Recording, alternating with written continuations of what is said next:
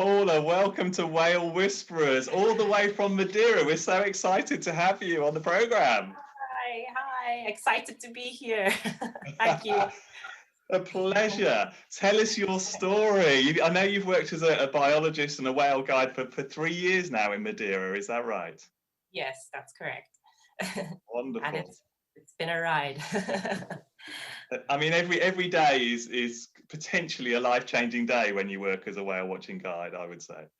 Absolutely, and full of memories, full of wonderful encounters. It's always a learning process. So it's a wonderful job. Wow, sounds great. So tell us your story. Well, this is basically a story that happened around 2 years ago. So it was before the pandemic. So it was a bit of a strange summer because the marina was shut because of construction works. And so we were operating from these huts, and we had a very busy summer. And this was a day, I think it was at the end of August, and if I remember correctly, we had really nice sightings on that day, mainly Atlantic spotted dolphins. It was a fantastic day, and it was our second tour. It was in the afternoon, so kind of more or less lunchtime, and we drove out, and we had a wonderful sighting, and I think it was of spotted dolphins. And we always, if we find waste or debris out at sea, we always make sure to raise awareness and collect whatever we find. And we were doing that. We had collected already some pieces of plastic, unfortunately, and we were on our way back into the marina when suddenly we found something kind of lying at the surface. And we said, okay, let's bring it in. It was already covered in some barnacles, and it was kind of a cylinder. and we took it into the boat, and I was telling the guests, okay, we have this. This is again, some debris, and we try to clean the oceans, and that's very important. And and then we started driving back. This was literally, I don't know, just a mile out from the entrance of the marina. And then I looked at it, and it looked kind of strange. And then I saw these words, "do not handle," on it. And I was like, okay, what is this? And I told the captain. He looked at it and he said, oh, there's a number. It doesn't really look very, what is it? And we kind of thought it might be a flare or something. So we thought, okay, we should call this number. And we called, and they said, okay, we'll tell the police to wait on site and receive you at the marina, and they'll tell you what to do. Yes, so we arrived in the marina. The guests left the boat. There was a policewoman waiting just close to the boat, and she kind of told us, okay, just place it, place it there. She wasn't very, she didn't tell us exactly where. So, Daniel, the captain, said, okay, I'm not going to leave it in the boat. I'm going to put it, near the recycling bins. And that's what we did. And, then I walked up. I said, okay, that's done. The trip is done. I was getting ready for my next trip. I said, okay, I'm going to go have lunch. So we went to our hut. So literally, you have to imagine the marina was closed, and our huts were on the kind of far end on one side of the marina. And so we weren't operating from our shop. We were operating from this like temporary little hut. And there was one restaurant open, and everybody was having lunch, pizza and sandwiches. And I went to the hut, got ready to go for lunch. And suddenly I see just everybody get up with their plates of pizza and everything and leave. And the captain coming towards me, and I said, what happened? And he said, well, that object we brought in apparently is kind of a dangerous object, and they're evacuating the marina. And the police came, also the marine police came. People were eating their pizzas like outside the marina on benches. They all knew that it was because of us. So obviously we got a lot of looks and a lot of comments.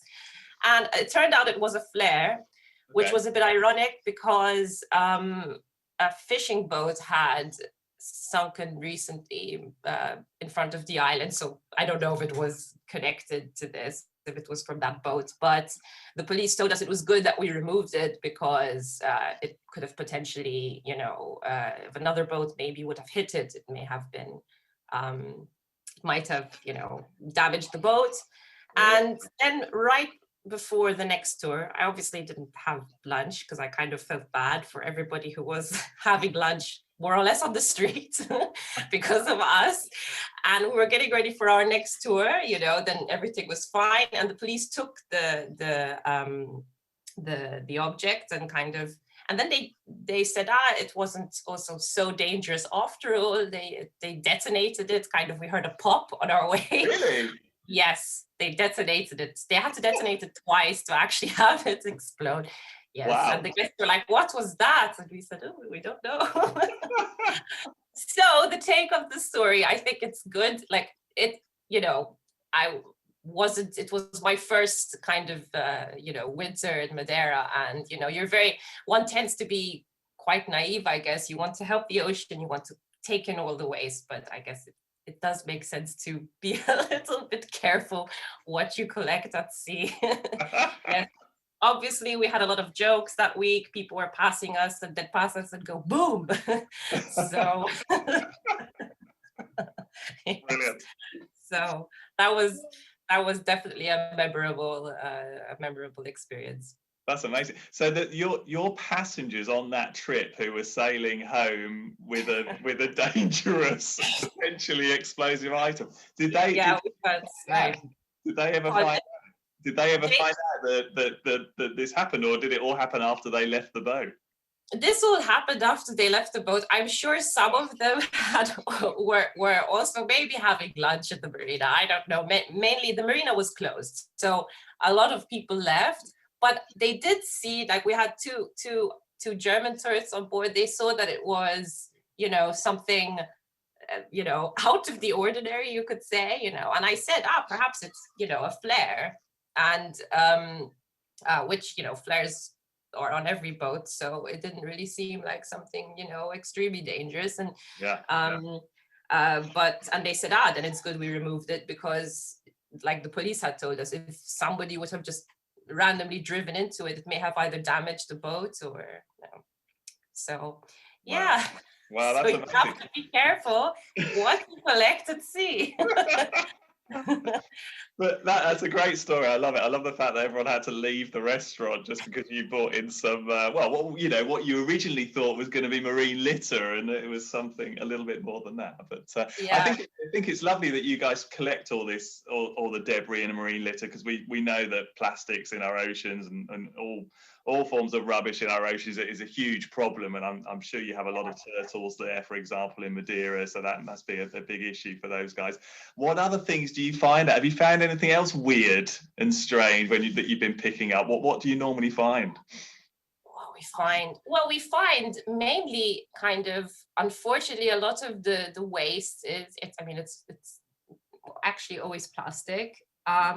We often find buckets, and in the buckets we sometimes find triggerfish, Atlantic triggerfish, gray triggerfish, sorry, because they like to you always have barnacles and crustaceans on it, and they like to nibble at it, and then they kind of wedge themselves inside the buckets. I think they do it as just to get some shelter. So sometimes we'd be collecting buckets, to show our guests, you look at the growth, the marine life, and also to show them, and then sometimes you have fish hiding underneath this piece of plastic. But so it's in a sense, it's a nice opportunity to show the guests as well a bit marine life that perhaps you wouldn't see.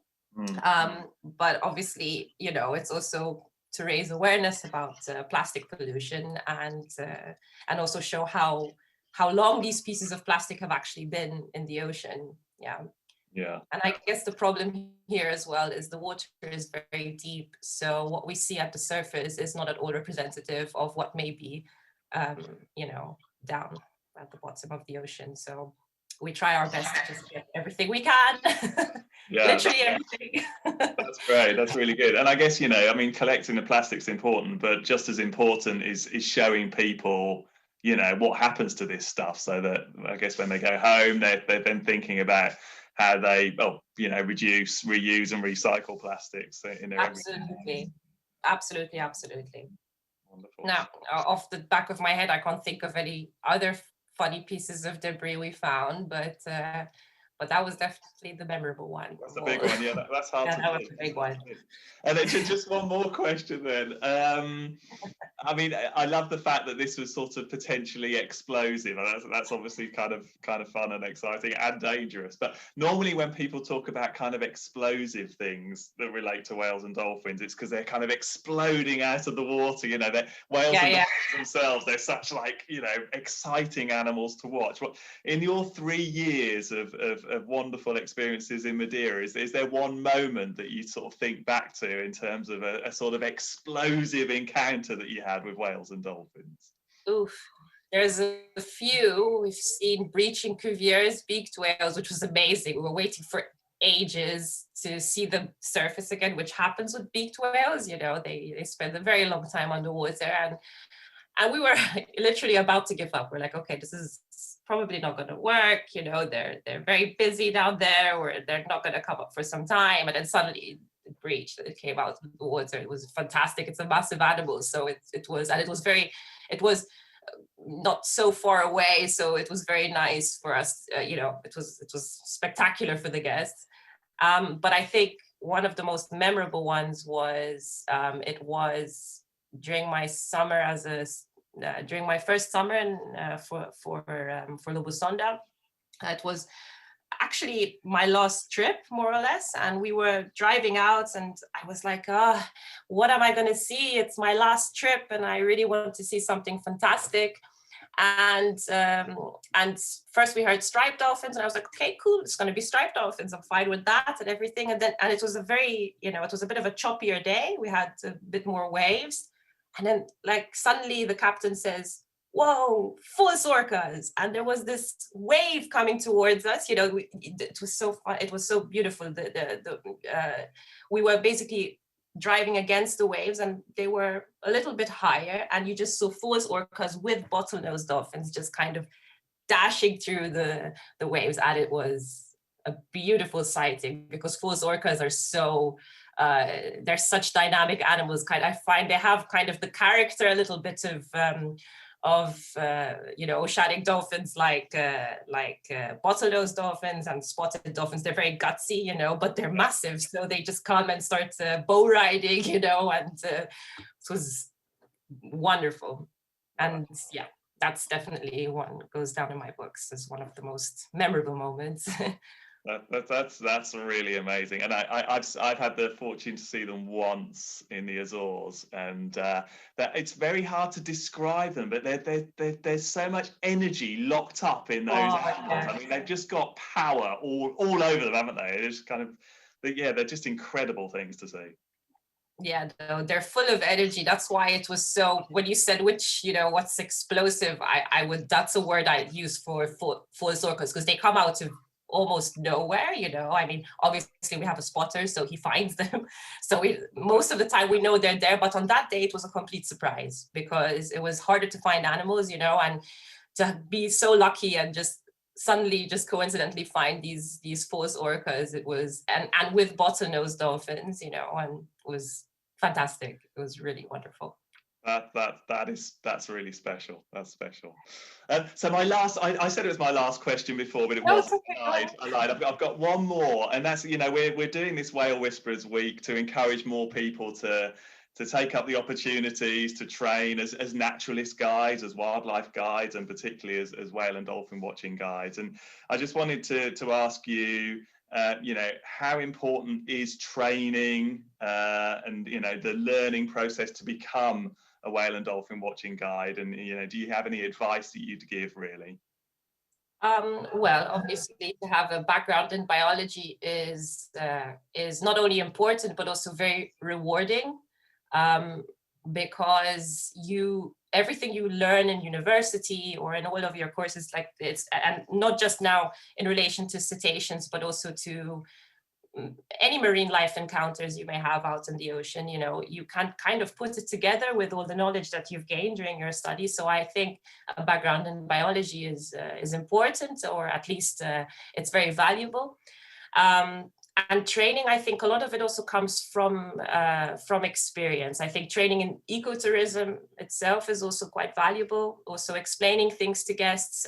It's very important to share that in a realistic and honest manner with guests, you know, and to already have a bit of training is definitely also, you know, quite valuable, because you know how to just tell your story, or explain what's happening to people who maybe don't really have so much knowledge on marine life, you know. Yeah, and it's all experience. I think the rest also comes with the job. I think the beautiful thing about whale watching is you have the opportunity to share your knowledge, and you can do that in your own kind of way, and that's a very beautiful part of the job. That's the part I really enjoy, to be honest.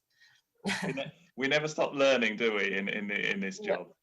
No, it's a constant learning process. You thinking that the training is it, you know. I think that's often a mistake, that now I've seen it all. No, you haven't. I think it's something that is it's a continuous process, you know, and it continues, and you know, until your last day when watching. Definitely. Oh, Paula, thank you, Anne, for Lebosonda, for being a WCA partner. We really appreciate you being part of the partnership, and thank you so much for joining us for Whale Whisperers. Thank you so much. It's a total pleasure to be a partner, and thanks for the invite and giving me the opportunity to share this explosive story.